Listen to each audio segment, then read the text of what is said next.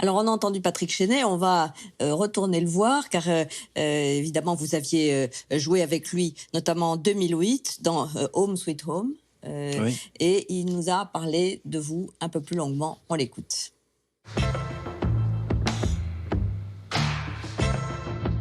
Mais qu'est-ce qu'il y a dans la tête de Daniel Prévost? On se dit, mais qu'est-ce qu'il y a? Il est en même temps insolent, il est revendicateur, il est charmant. Il tape du pied, hein, il n'est pas forcément facile et en même temps, il est attachant.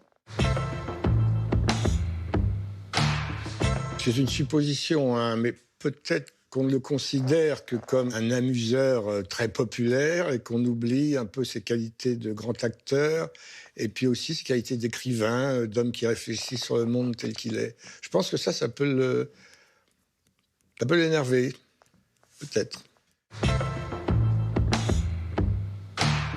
Il y avait une espèce de cri de guerre. Vous êtes tous des ringards! Vous êtes des ringards! Il arrivait sur le plateau à 9 h du matin, il disait à toute l'équipe, y compris l'équipe d'acteurs, vous êtes des ringards! Vous êtes tous des ringards! Moi, je suis une star internationale, vous êtes des ringards! Voilà, c'était une espèce de cri de guerre. Je pense que ça lui faisait du bien, ça lui mettait de bonne humeur. Moi, je verrais bien une chanson de Trenet. Douce France, cher pays de mon enfance. Ou alors les jours de repassage dans la maison qui dort. La bonne n'est pas sage, mais on la garde encore. Tiens, voilà, celle-là pourrait lui coller à la peau. Continue comme ça, là, je pense que t'es bien parti, hein.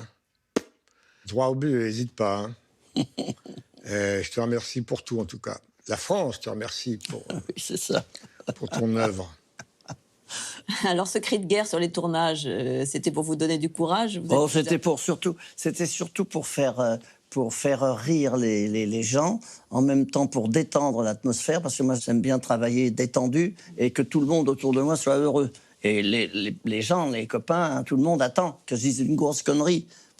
Ça les détend, vous voyez ce que je veux dire. Je crois que c'est très important pour moi, cette espèce de cri de guerre, comme dit Patrick, mais le cri de guerre est surtout extrêmement amical. Vous voyez, pourvu que je n'ai pas d'ennemis.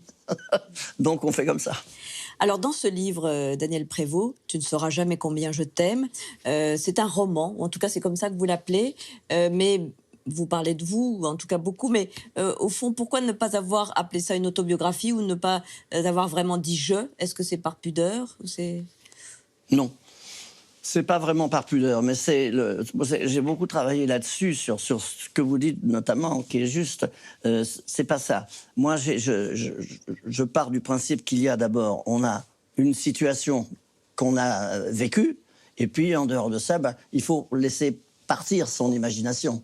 Pour moi, c'est ça. Il faut qu'on sente l'authenticité de la nourriture, et ensuite, on s'en va, on part, et on essaye de faire le mieux possible.